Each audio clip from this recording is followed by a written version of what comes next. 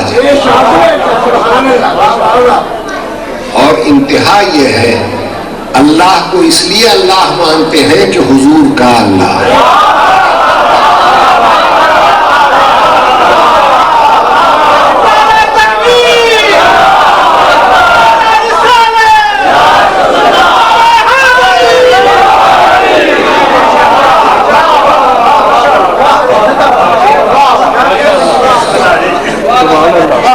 اللہ تو ذہن میں آتا نہیں، فکر میں سماتا نہیں، الفاظ اس کا احاطہ کر سکتے نہیں، طائر تخیل وہاں تک پہنچتا نہیں، زمانی وہ نہیں، مکانی وہ نہیں، قابل تحلیل وہ نہیں، لائق اشارہ وہ نہیں، قابل تجزیہ وہ نہیں، حلول اس کا ممکن نہیں، جہت میں گھرا ہوا وہ نہیں، مکان میں سمایا ہوا وہ نہیں.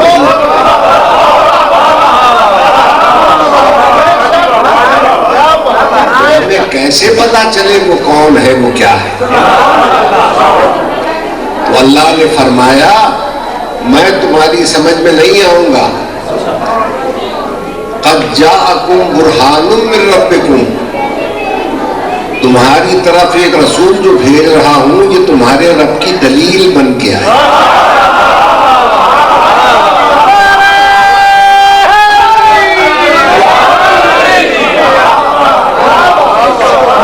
یعنی اللہ دعویٰ ہے، دعوے کی دلیل ہے محمد. دعویٰ اگر سمجھ میں آتا ہے تو دلیل سے. جس نے محمد کو سمجھ لیا وہ اللہ کو بھی سمجھ لیا، اور جسے اس نے اپنے جیسا سمجھ لیا وہ اللہ کو بھی کل کہہ دے گا ہم جیسا.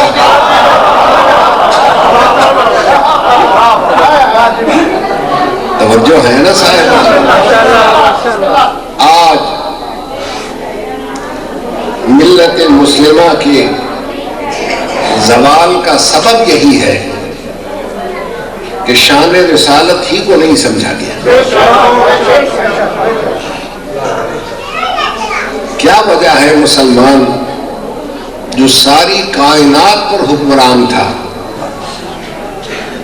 آج ہر ملک میں مار کیوں کھا رہا ہے؟ مولوی صاحبان کہتے ہیں کشمیری مسلمان بھارتی سازش کا شکار ہو گیا، فلسطینی مسلمان یہودیوں کی سازش کا شکار ہو گیا، اور مصر کا لیبیا کا مسلمان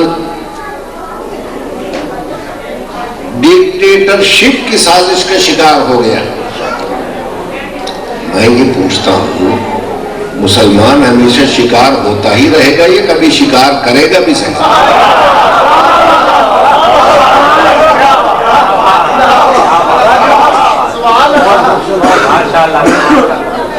جنگل میں دو قسم کے جانور ہوتے ہیں، کچھ شکار کرتے ہیں کچھ شکار ہوتے ہیں. چیتا شیر شکار کرتے ہیں، بکری بھیڑ ہرن گائے بھینس شکار ہوتے ہیں. تو سوچنے کی بات یہ ہے کہ اس عالمی جنگل میں مسلمان شیر کیوں نہیں بنا، بھیڑ بکری کیوں بن گیا؟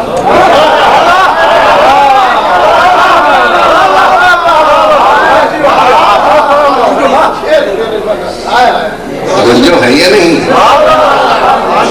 اب اس کی کوئی توجیہ عالم کرتا رہے مجھے اس سے غرض نہیں ہے، مگر میں اپنی قلندرانہ مزاجی سے یہ سمجھا ہوں کہ شیر کیوں نہیں بنا مسلمان، بھیڑ بکری کیوں بن گیا؟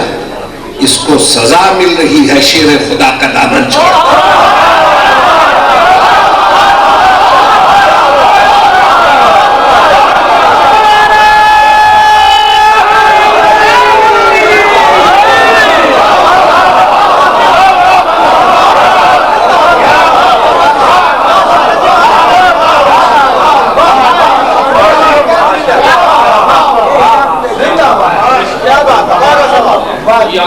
بسم اللہ بسم اللہ.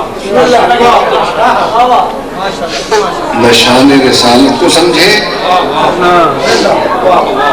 ہر طرف وحشت ہے، دہشت ہے، پریشانی ہے، بے چینی ہے، بے سکونی ہے، بے اطمینانی ہے، ہر آنکھ اشکبار ہے، ہر دل بے قرار ہے، ہر دماغ بدحواس ہے، ہر روح سوگوار ہے. حیات اور اس کی برنائیاں، جوانی اور اس کی انگڑائیاں، حسن اور اس کی حشر زائیاں،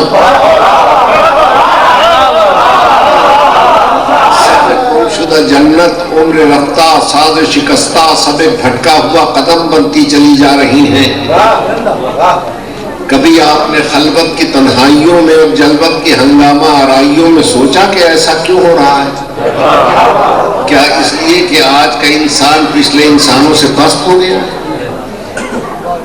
کیا آج کا انسان پچھلے انسانوں سے غریب ہو گیا؟ ایسا تو نہیں. آج کا انسان پچھلے انسانوں سے بہت اونچا جا رہا ہے. پچھلے انسان بیل گاڑی پر سفر کرتے تھے، ہم ہوائی جہازوں پہ اڑ رہے ہیں. پچھلے انسان تیل کے دیے جلاتے تھے، ہم برقی قلقلوں کے سیلاب نور میں بہہ رہے ہیں.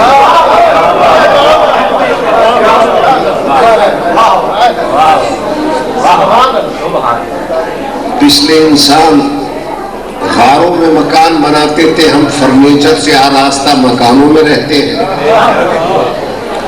آج کا انسان پچھلے انسانوں سے اتنا ہی مختلف ہے جتنا پتھر سے موتی،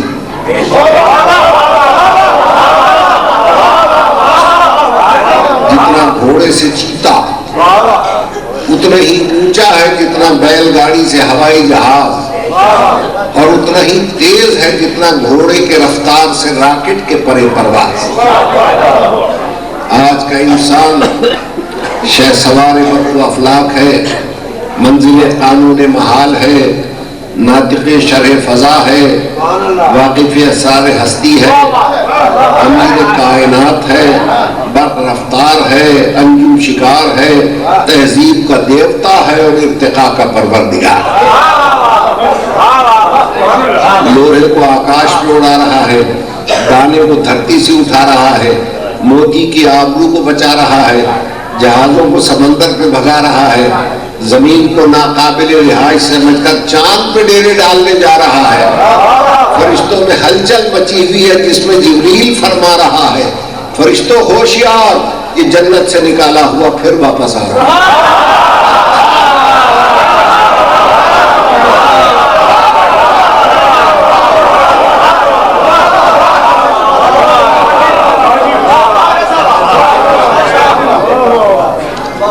اس کے پاس کھانے کے لیے رنگ برنگی خوراکیں ہیں، پہننے کے لیے نو بنو پوشاکیں ہیں، بادہ گلفام بھی ہے اور زیادہ آرام بھی. زندگی ہے مگر تابندگی نہیں، سب کچھ ہے مگر سچی خوشی نہیں. دلوں میں خوف حساب نہیں، چہروں پر رونق و تاب نہیں، چہروں پر نقاب نہیں. شب دور تیر ہوئی جاتی ہے، دور ہیر ہوئی جاتی ہے.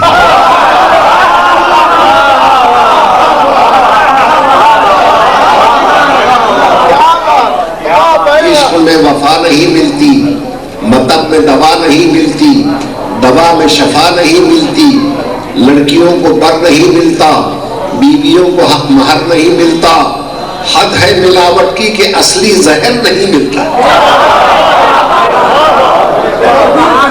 پھر دنیا روتی ہے، چین نہیں ملتا، اطمینان نہیں ملتا. میں دنیا سے کہتا ہوں تمہیں چین نہیں ملتا، اطمینان نہیں ملتا، اور مجھے دولت قدوں میں انسان نہیں ملتا، نعمت قدوں میں ایمان نہیں ملتا، طریقت قدوں میں قرآن نہیں ملتا. مسجدوں میں خود کش حملوں کی ٹریننگ ہے مگر ذکر رحمان نہیں ملتا.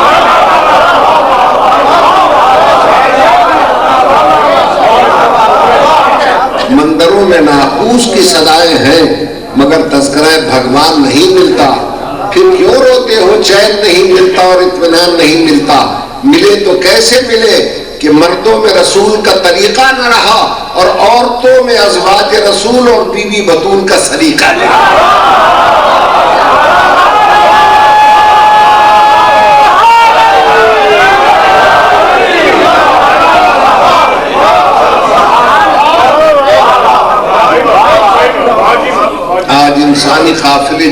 راہوں سے گزر رہے ہیں وہ صراط مستقیم کی راہ نہیں ہے۔ انسانی قافلے انگلستان کی طرف جاتے ہیں مگر قرآن کی طرف نہیں، روس کی طرف جاتے ہیں مگر توس کی طرف نہیں، جرمنی کی طرف جاتے ہیں مگر مدنی کی طرف نہیں، سوئٹزرلینڈ اور چین کی طرف جاتے ہیں مگر دل کے چین اور حسین کی طرف نہیں۔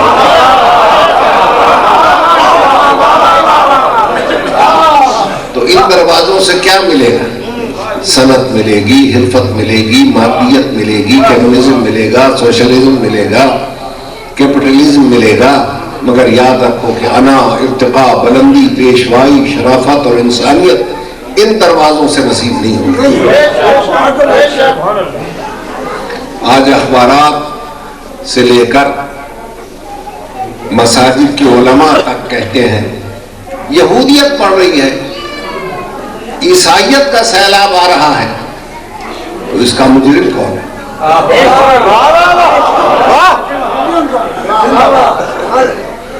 معاف کیجیے گا، عیسائیوں نے اپنے رہبر کو پہچانا مگر تم نے اپنے رہبر کو نہیں پہچانا۔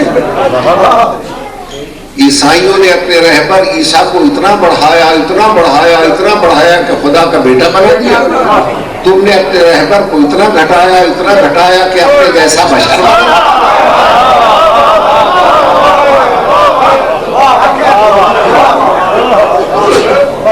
عیسائیوں نے کہا ان کا رہبر کلمۃ اللہ ہے، تم نے فیصلہ کر دیا تمہارے رہبر کو 40 سال تک کلمہ بھی نصیب نہیں ہوا۔ عیسائیوں نے کہا ان کا رہبر زندہ ہے، تم نے فیصلہ کر دیا کہ تمہارا رہبر مر گیا۔ تو جس کا شارع مردہ اس کی شریعت ہے۔ عشق ہوتا ہے ہمیشہ حسن سے، توجہ کیجیے، اور حسن کی کوئی ایک تعریف تو ہے نہیں، ہر علاقے کا اپنا حسین ہے اور اس کا الگ معیار ہے۔ یورپ والوں کا اپنا حسین، ایشیا والوں کا اپنا حسین، اور افریقہ والوں کا اپنا حسین، مگر اسلامی نقطہ نگاہ سے میں بتاؤں آپ کو کہ حسین کسے کہتے ہیں؟ حسین کہتے ہیں بے عیب۔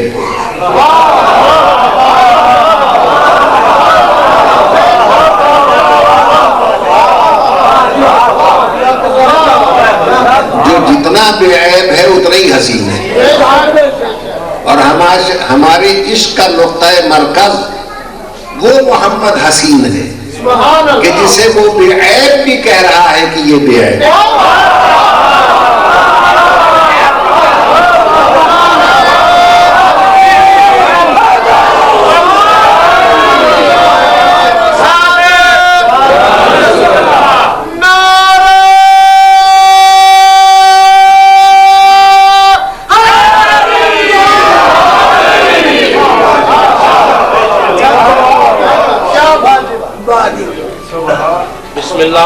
اسی لیے جو کتاب اس پر اللہ نے بھیجی اس کی ہیڈنگ ہے لا ریب فی، کتاب میں ریب نہیں اور محمد میں عیب۔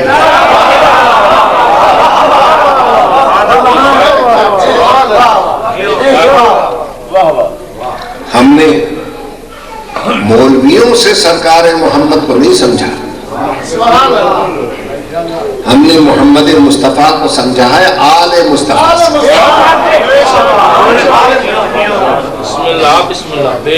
جو ہے یا نہیں صاحبان، اور مولا علی کو سمجھا ہے اصحاب مصطفیٰ سے۔ لوگ کہتے ہیں جناب اصحاب کا ذکر تو مجلسوں میں ہوتا نہیں، آپ آئیں تو میں بتاؤں ذکر ہوتا ہے یا نہیں ہوتا؟ سلام ہو میرا اس صحابی پر جو بے ذر رہ کر بھی ابو ذر رہا۔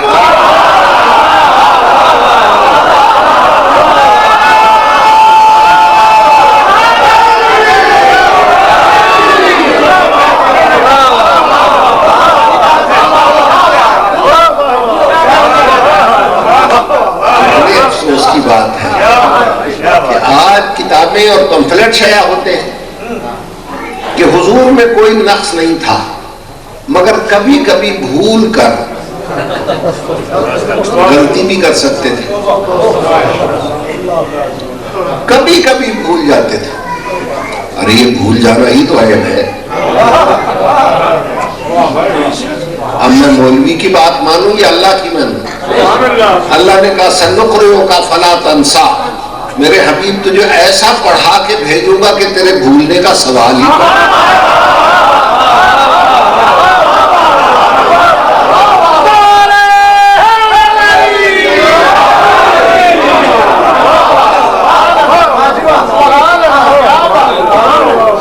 کبھی عقل سے بھی کام لے مولوی صاحبان. میں تکلیف میں تھا، میں نے کہا یار کوئی اچھا ڈاکٹر تو بتاؤ. سبحان اللہ. آپ نے کہا ڈاکٹر ہے یورپ کا پڑھا ہوا، امریکہ کی ڈگریاں لیے ہوئے. جب میں جانے لگوں تو آپ کہیں ایک بات سنو، ڈاکٹر بڑا قابل ہے مگر اس میں ایک خرابی، کبھی کبھی بھول کر نسخے میں دوا کی جگہ زہر لکھ دیتا.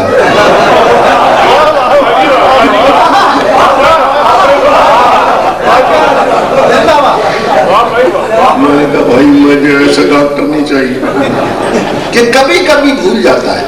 میں نے کہا اس کبھی کبھی میں بھی آ گیا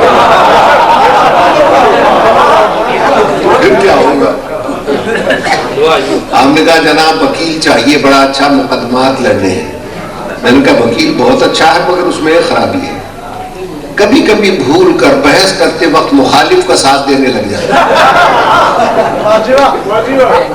جناب نے ایسا وکیل نہیں چاہیے. آپ نے کہا گاڑی خریدی ہے ڈرائیور چاہیے. میں نے کہا ڈرائیور بڑا تجربے کار دیتا ہوں مگر اس میں ایک خرابی ہے، کبھی کبھی بھول کر اشارہ ادھر سے بائی کرتا ہے، وہ اسٹیئرنگ ادھر موڑ دیتا ہے. انہوں نے کہا نہیں بھائی ایسا ڈرائیور نہیں چاہیے. ماشاءاللہ. تو میرے سنی شیعہ بھائی وہ سوچ کے بتانا، آپ ایسا ڈرائیور نہیں رکھتے جو کبھی کبھی بھول جائے، آپ ایسا ڈاکٹر نہیں رکھتے جو کبھی کبھی بھول جائے، آپ ایسا وکیل نہیں رکھتے جو کبھی کبھی بھول جائے. تو مولویوں نے اللہ کو نعوذ باللہ اپنے سے بھی کم عقل سمجھ رکھا ہے جو عالمین کی ہدایت کے لیے ایسا رسول بھیج دے جو کبھی کبھی بھولتا ہے.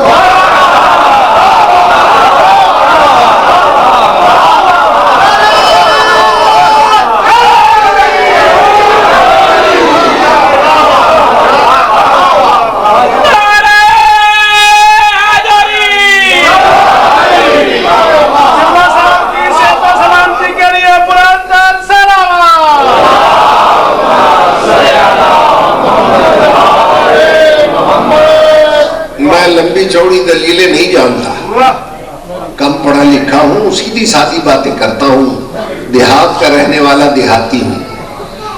آپ مجھے سوچ کے بتائیں جس فرقے کے بندے بھی بیٹھے ہیں کیا آج تک کسی نے کسی عیب دار کی قسم کھائی ہے؟ شاید وہ پچھلے آدمی جو چپ بیٹھے ہیں ان کا رواج ہو. کسی نے قسم کھائی، کسی نے قسم کھائی ہے قسم مجھے تیرے ٹیڑھے منہ کی، قسم مجھے تیری کٹی ہوئی ناک کی. معلومہ کوئی کسی عیب دار کی قسم نہیں کھاتا. اور اللہ کیا کہتا ہے لعمرک اے رسول مجھ کو تیری ساری زندگی کی قسم.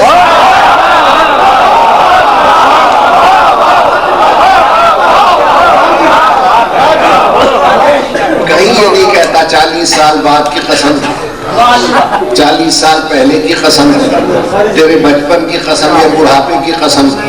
ساری زندگی کی قسم کھانا یہ بتلاتا ہے کہ اگر رسول کی ساری زندگی میں ذرا برابر سہو نسیان کا عیب ہوتا پوری زندگی کی قسم نہ. اور قسم بھی کیسی کھاتا ہے، لا اقسم بہذا البلد وانت حل بہذا البلد. میں اس سرزمین کعبہ کی قسم ضرور کھاؤں گا مگر کب؟ جب تیرے قدم اس زمین پر آ جائے. حالانکہ قدم تو لائق قسم نہیں ہوتے، بھائی لوگ سر کی قسمیں کھاتے ہیں، قدم کی تو کوئی نہیں کھاتا. قدم اور سر میں فرق نہیں ہے. آپ نے کہا نسیم صاحب السلام علیکم، میں نے ٹانگ سے جواب دیا وعلیکم السلام. آپ کہنے بڑا بدتمیز آدمی ہے، سلام کرتے ہاتھ سے جواب دیتا ہے ٹانگ سے. جب میں نے سر ہلایا وعلیکم السلام وعلیکم السلام، اب آپ بڑے خوش ہو گئے. کیوں بھائی زیادتی نہیں ہے؟ سر بھی میرا، ٹانگ بھی میری.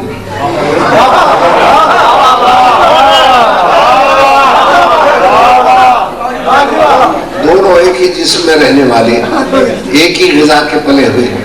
آپ کہتے ہیں نہیں صاحب، سر والے کی عزت ہوتی ہے، پاؤں والے کی نہیں. یہ بڑے تو سمجھ گئے کہ بچوں کو سمجھانے کے لیے ایک بات کرتا ہوں. سر والا اتار کے ٹوپی آپ کے قدموں پہ رکھ دوں، پچھلے گناہ بھی معاف نہیں کر دو گے؟ اور اگر بیگ والا اتار کے سر پہ رکھ دوں، ڈالو گے جان سے، کوئی نہیں آنے دے گا.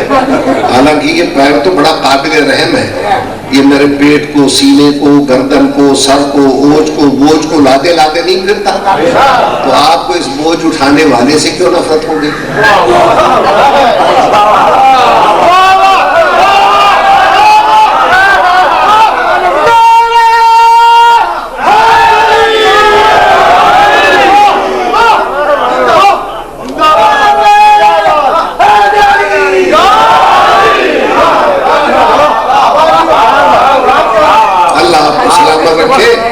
بڑے غور سے سنیے گا.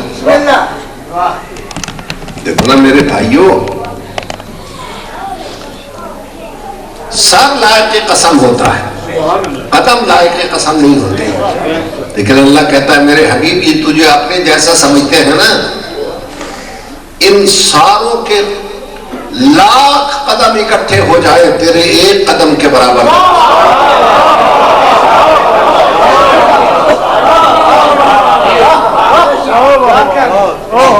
کیوں بھائیوں ایمان سے بتانا، قدم لائق قسم نہیں ہوتے، مگر محمد مصطفیٰ جس زمین پہ قدم رکھ دے وہ زمین قابل قسم ہو جائے. جس زمین پہ قدم رکھ دے قابل قسم ہو جائے، اور اگر وہ کسی منہ میں زبان رکھ دے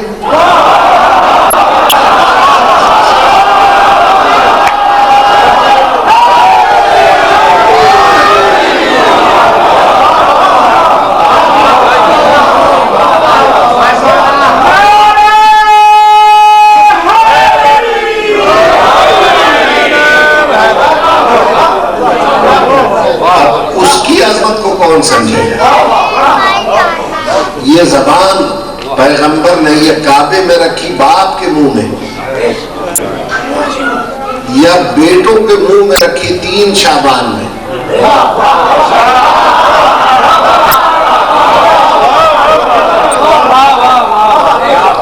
جب علی کے منہ میں زبان رکھی تو جتنا علم نبوت و رسالت تھا اور جتنا علم ما کان و ما یکون تھا علی نے چوس لیا.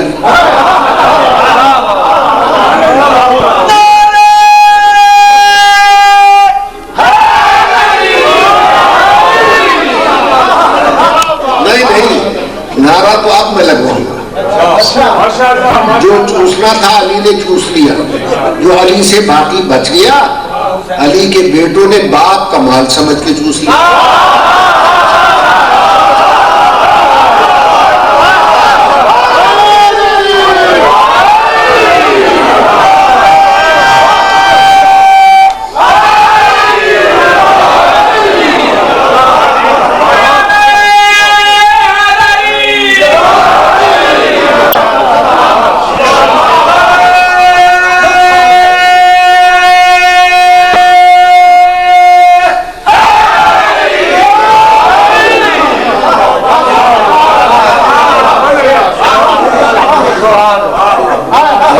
کی بات یہ ہے کہ علی آئے کعبے میں،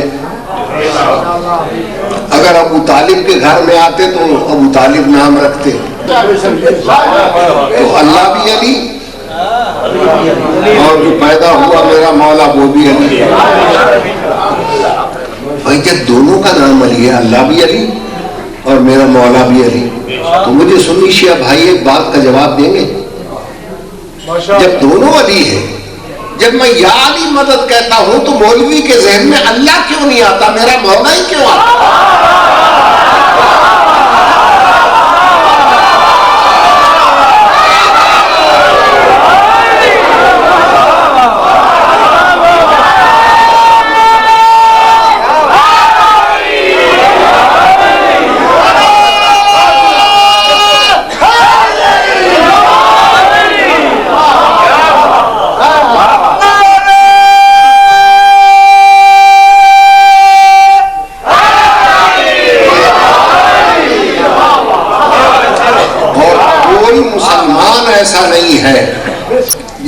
امام علی کے بغیر مکمل ہو سکتا، چاہے وہ سنی ہے یا شیعہ، علی کے بغیر تو انہوں کا گزارا نہیں۔ فرق اتنا ہے، شیعہ پہلا مانتا ہے مولا علی کو پہلا امام، سنی بھائی چوتھا اور آخری خلیفہ مانتے ہیں، کیونکہ پانچواں کوئی خلیفہ راشد ہے ہی نہیں، علی ہے خاتم الخلفاء۔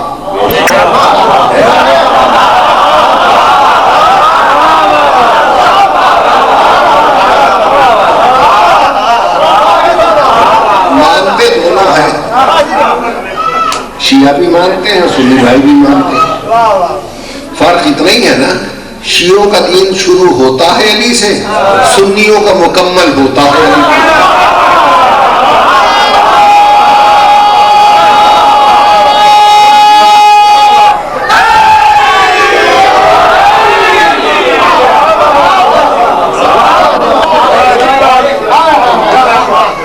توجہ ہے یا نہیں؟ مولانا صاحب یہ دوبارہ جملہ کیے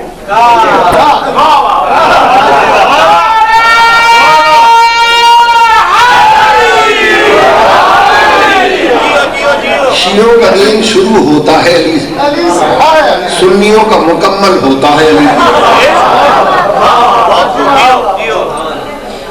اچھا جناب، میں یہ سمجھا شاید سنی اور شیعہ ہی مانتے ہیں، انٹر ریلیجس کانفرنس کی گئی یونائٹڈ نیشن کی طرف سے، اور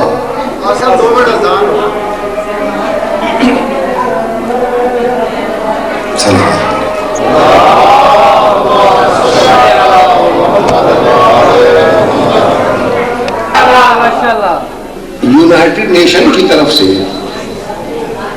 ایک کانفرنس بلائی گئی، زمین پر بسنے والے جتنے مذاہب تھے ان کے بڑے بڑے پڑھے لکھے افراد بلائے گئے، وکلاء، doctor, P H D, professor, inter religious conference. تو جنرل سیکرٹری نے یونائٹڈ نیشن کے پاکستانیوں سے بھی اپنی نمائندہ مانگا، اس وقت فاروق لغاری صاحب صدر تھے، پتہ نہیں انہیں کیا خیال آیا، میرے جیسے کم علم کو ریکمینڈ کر دیا انہوں نے۔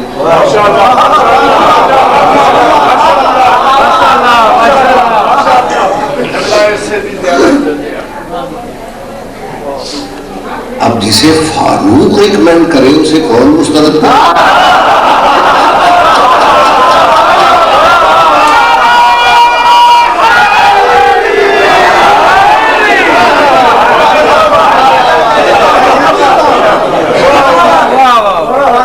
میں وہاں گیا تو تقریباً 285-86 مذاہب کے بڑے بڑے اسکالر وہاں اکٹھے تھے، ہر ایک نے اپنے اپنے مذہب کے بڑے بڑے جو ہیروز تھے، سربراہ تھے، ان کے فضائل بیان کیے۔ توجہ کیجیے، چنانچہ ایک پنڈت صاحب اٹھے تو انہوں نے رام، لکشمن اور اپنے جتنے اوتار تھے ان کے فضائل پڑھے۔ توجہ کیجیے گا، پھر انہوں نے آخر میں بیان کیا کہ دیکھو بھائی، ساری دنیا کا انداتا جو ہے وہ اوم ہے، رزق اس کے صدقے میں ملتا ہے، بیماروں کو شفا وہی دیتا ہے، مشکل میں وہی کام آتا ہے۔ یہ کہہ کر وہ بیٹھ گئے۔ آج جو امریکہ کا نائب صدر ہے مسٹر ڈک چینی، وہ صدارت کر رہا تھا۔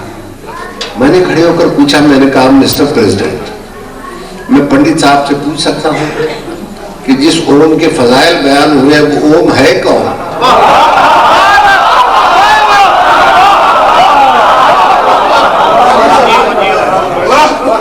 ڈک چینی صاحب نے پھر پنڈت کو بلا دیا. پنڈت نے اوور کوٹ سے ایک ڈکشنری نکالی سنسکرت کی. جیسے ہماری عربی زبان ہے سرکاری زبان اسلام کی, تو ان کے دھرم کی سرکاری زبان سنسکرت ہے. انہوں نے کہا جو اس ہماری ڈکشنری میں اوم کے معنی لکھے ہوئے میں بتائی دیتا ہوں. چنانچہ انہوں نے وہ کھولی ڈکشنری. اس نے کہا اوم کے پہلے معنی اس میں لکھے ہیں اسٹرینتھ آف گاڈ,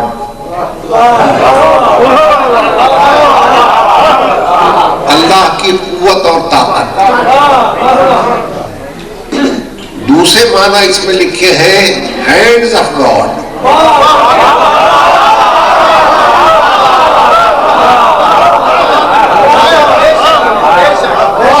تیسرے معنی اس میں لکھے ہیں فیس آف گاڈ. میں نے کہا پنڈت جی پھر ہم سب کا نقطۂ مرکز تو ایک ہی نکلا. آپ جسے کہتے ہیں اسٹرینتھ آف گاڈ, ہم مسلمان اسے کہتے ہیں قوت پروردگار. آپ کہتے ہیں ہینڈز آف گاڈ, ہم کہتے ہیں ید اللہ. آپ کہتے ہیں فیس آف گاڈ, ہم کہتے ہیں وجہ اللہ. نقطہ وہی ہے مرکز میں.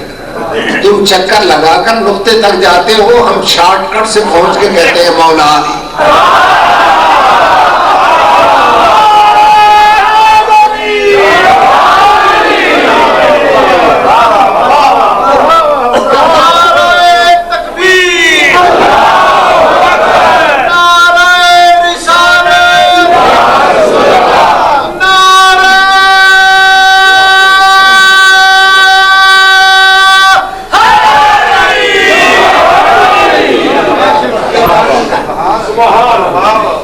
مجھ سے وہ پنڈت جی کہنے لگے کہ ہم بھی اسی پوائنٹ پر فخر کرتے ہیں, ہم اسے اوم کہتے ہیں. جب میں نے مولا علی کا نام لیا تو کہنے لگے اچھا ایک بات بتائیں کہ علی کعبے ہی میں کیوں پیدا ہوئے؟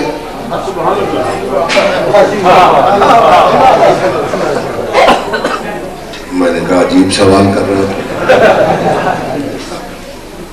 بھائی, یہ تو پیدا کرنے والا بہتر جانتا ہے. جسے جہاں مناسب سمجھے پیدا کر دے. کسی کی یہودی کے گھر پیدا کر دے, کسی کو عیسائی کے گھر پیدا کر دے, کسی کو دہریے کے گھر پیدا کرے, یا کسی کو اپنے گھر پیدا کر دے.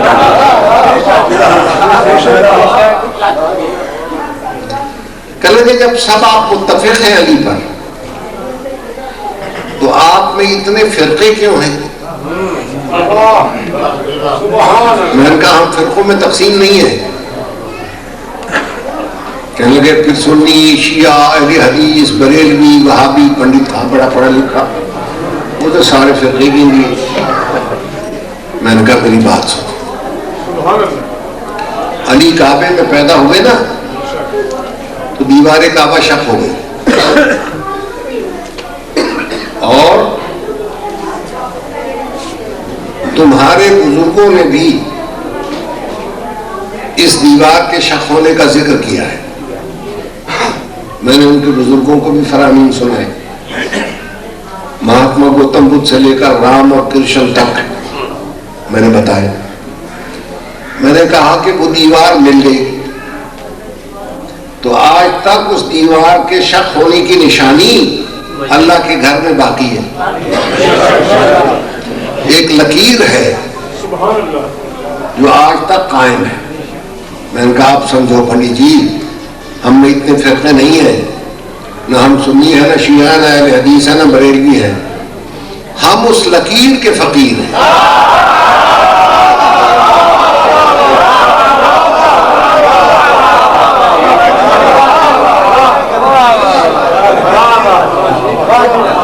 اور صاحب لکیر جناب امیر ہے. ایک صلوات پڑھتے ہیں.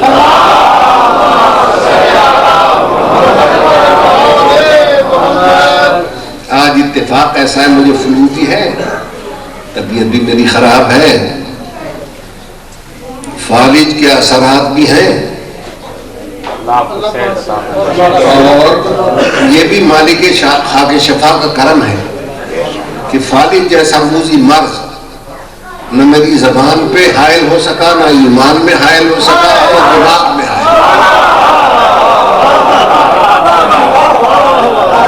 یعنی آج بھی کربلا کا شہنشاہ یہ بتلانا چاہتا ہے کہ جب میرے منبر کا ایک معمولی چپڑاسی خطیب کا دماغ فالج سے متاثر نہیں ہو سکتا تو ذرا سے بخار کی حرارت سے میرے نانا کا دماغ کیسے ہوگا؟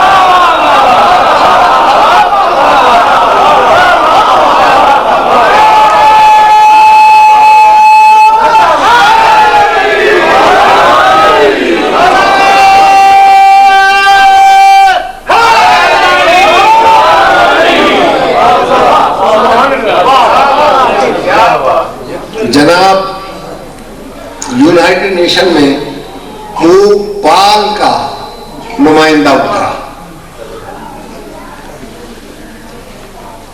اس نے پال صاحب کے فضائل شروع کر دی پوپ کے. میں نے کہا ایک پوپ کو تو میں بھی جانتا ہوں. سب متوجہ ہوئے. میں نے کہا اس پوپ کا نام تھا ورقہ بن نوفل.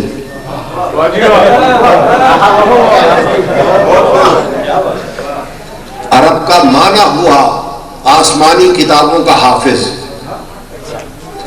اور جناب بی بی خدیجۃ الکبریٰ کا چچزاد بھائی.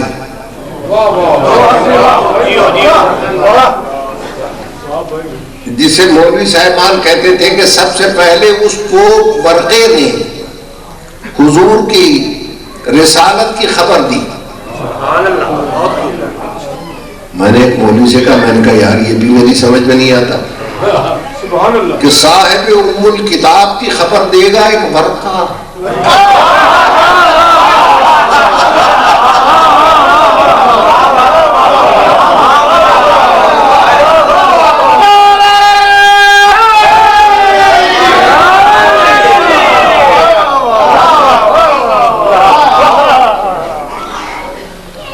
شروع ہوئی تھی عیب سے، بے شک. تو ورقہ نے ایک دن بی بی خدیجہ سے پوچھا، کائنات کی مالدار ترین خاتون جس کے 90,000 اونٹ مال تجارت سے لدے ہوئے یمن سے شام اور شام سے یمن کی طرف مصروف سفر رہتے تھے، آج بھی جس کے 90 اونٹ ہو لکھپتی ہے، اور جس کے 90,000 ہو ارب پتی خرب پتی. اب ارب اور خرب پتی کا فلسفہ میں بتاؤں، کروڑ پتی تو وہ پہلے ہی تھی، اور جب محمد جیسا ارب پتی مل گیا تو ارب پتی ہو.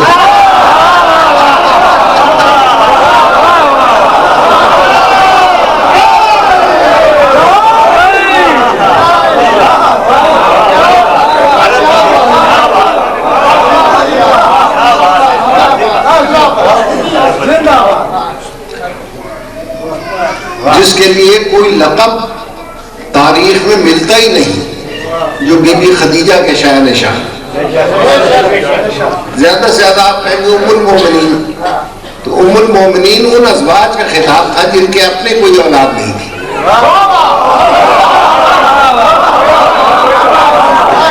اولاد نہ ہونے سے چونکہ خاتون دل برداشتہ ہوتی ہے، اللہ نے کہا تمہاری اولاد نہ ہوئی تو کیا ہوا، مومنین کو بیٹے سمجھو.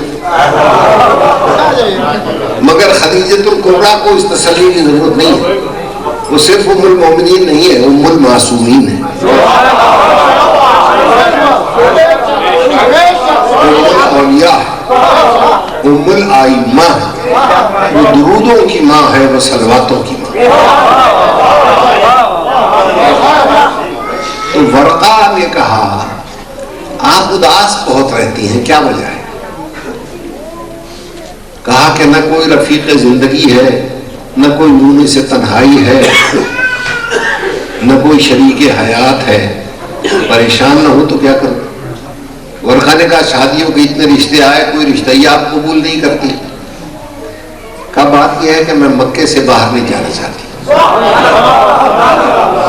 کہا مکے میں عتبہ ہے، عتیبہ ہے، ابو جہل ہے، ابو لہب ہے، سرداران قریش ہے، کسی کے ساتھ شادی کر لو۔ بی بی خدیجہ نے کہا یہ سب ہے مگر یہ سب مجھے گمراہ لگتے ہیں۔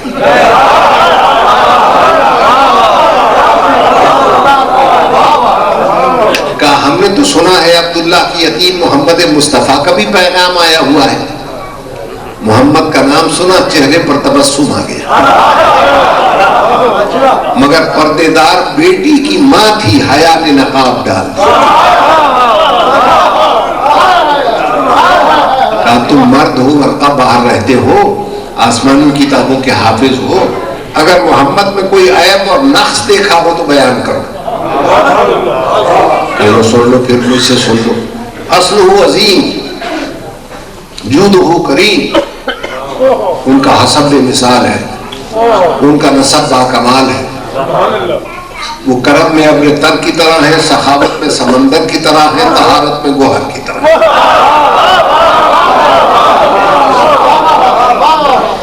کہا نہیں برقع، تم نے تو فضائل شروع کر دی ہے، ہم کہتے ہیں عیب نکالو محمد۔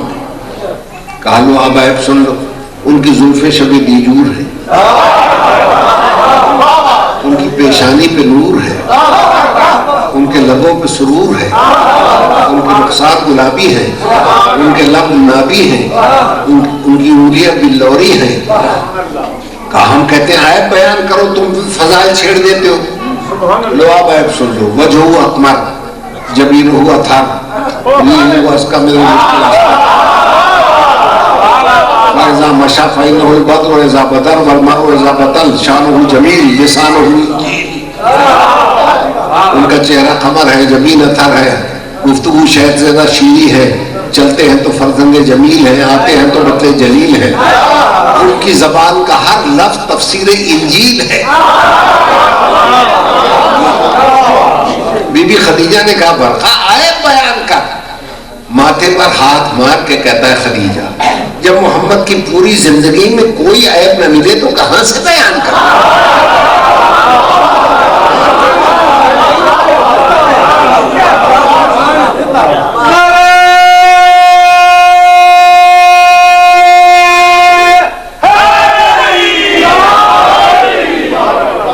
بی بی خدیجہ نے فرمایا آہا، کشتی کو کنارہ مل گیا، عاشق کو سہارا مل گیا، زمین کو افلاک کا تارا مل گیا۔ اگر میں شادی کروں گی تو محمد سے کروں گی۔ برقع نے کہا اگر میں شادی کرا دوں تو انعام کیا دو گی؟ کہا انعام سارا خزینہ تیرا، شاہ مدینہ میرا۔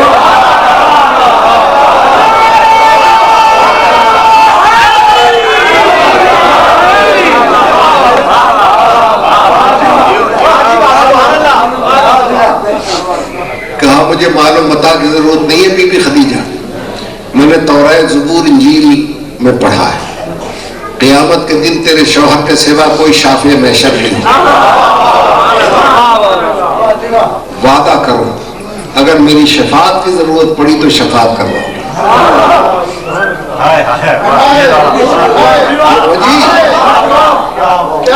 اس شفاعت کا ذکر تو 1400 سال پہلے اس عیسائی راہب نے کیا، پوپ نے، اور آج ہر مسجد میں کہا جاتا ہے برزقنا شفاعتہ یوم القیامہ۔ توجہ ہے نا صاحب؟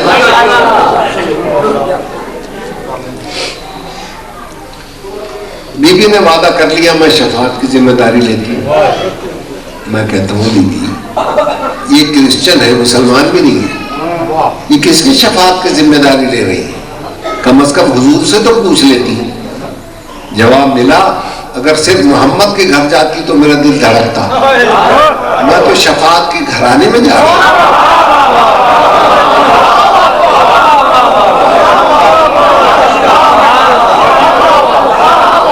جہاں ایک نہیں 14 شفیع موجود ہوں، جس سے چاہوں گی کہہ دوں گی احمد محمد مختار سے کہہ دوں گی، حیدر کرار سے کہہ دوں گی، جنت کے سردار سے کہہ دوں گی، کسی نے میری بات نہ مانی تو شام کے قافلہ سالار سے کہہ دوں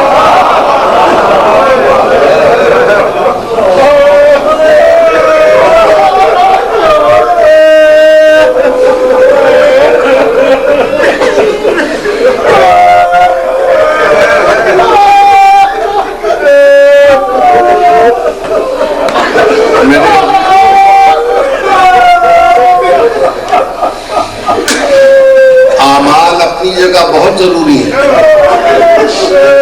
نماز اس لیے ضروری ہے، آپ نے اللہ کا اتنا رزق کھا لیا، اتنے مکافٹ ہوا سانس میں لے لی، اتنے گیلن پانی پی گئے، فرض ہے کہ آپ اللہ کا شکریہ، اسی شکریہ کا نام نماز ہے. توجہ ہے یا نہیں؟ لیکن نماز پڑھنے کا جو ڈھنگ اس گھر سے ملا، کہیں سے نہ ملا.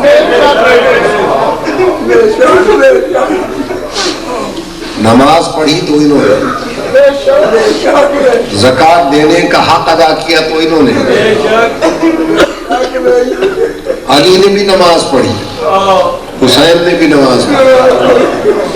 علی نے پڑھی ہے مسجد کی چھاؤں میں، حسین نے نماز پڑھی ہے کڑکتی ہوئی دھوپ میں. حوصلے سے ایک فقرہ اور سن لو، زکوٰۃ علی نے بھی دی، زکوٰۃ حسین نے بھی دی، علی نے بھی انگوٹھی دی.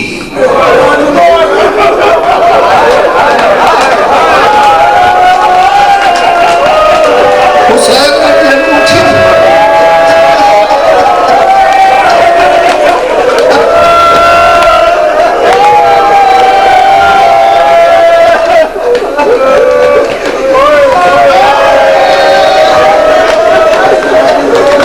بڑے حوصلے سے اب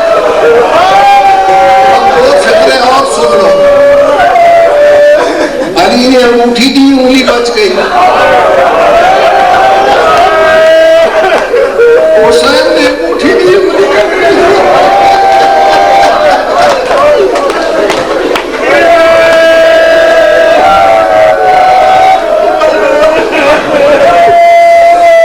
سجدہ علی نے بھی کیا، سجدہ حسین نے بھی کیا. علی نے سجدہ کیا، ایک ضرب لگی مگر سر بچ گیا. حسین نے سجدہ کیا، 14 ضربیں لگی. پھر قاتل کا ہاتھ کانپنے لگ گیا 13 ضربوں کے بعد.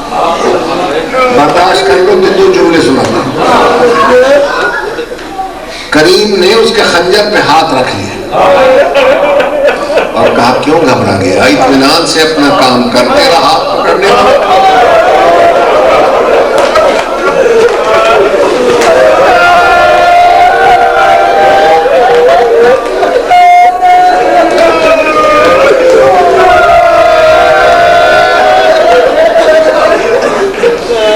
کہنے لگا میری ضرب پتھر برداشت نہیں کر سکتا.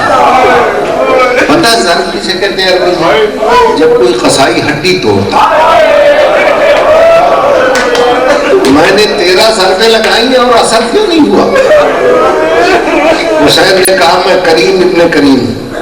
پتہ کریم عربی میں کسے کہتے ہیں؟ میں یکشف السوء عن وجه العدو، جو اپنے دشمن اور قاتل کو بھی پریشان نہیں دیکھ سکتا.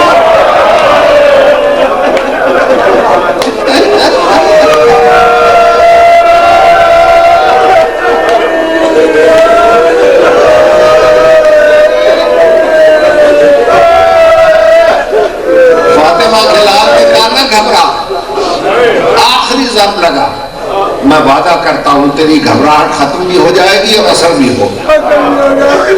جب اس نے 14ویں ضرب کے لیے خنجر اٹھایا نا، کریم مظلوم نے زخمی گردن پہ ہاتھ رکھ کر ٹھنڈی سانس لی اور کہا اماں اب ہاتھ ہٹا دیں۔ میرا قاتل گھبرا گیا۔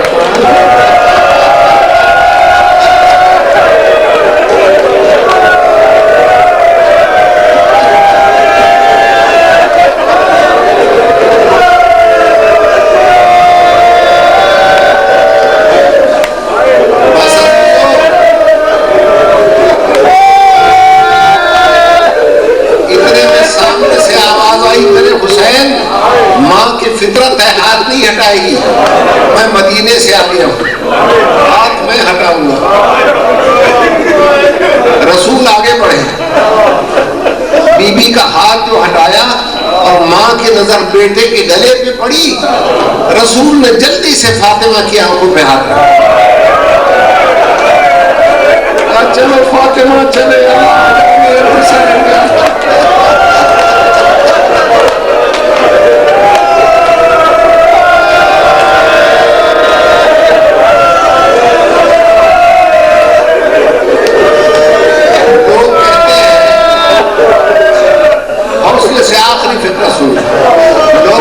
سجدے میں سر کٹانا تو ان کی معراج ہے، پھر روتے کیوں ہو؟ خدا کی قسم میں آپ سب سے کہتا ہوں سنی شیعہ بھائیوں، ہم سر کٹنے پہ نہیں روتے، ہمیں کوئی اور شے رلاتی ہے۔ وہ کیا چیز ہے؟ میر انیس کی زبان سے عرض کروں، میر انیس نے کہا شبیر کا سر کاٹا بڑے جور و جفا سے، 14 ضربوں سے جور و جفا کے بعد شبیر کا سر کاٹا، اور رلاتی کیا شے ہے کہ خنجر کو بوجھنے لگا زینب نے لگا۔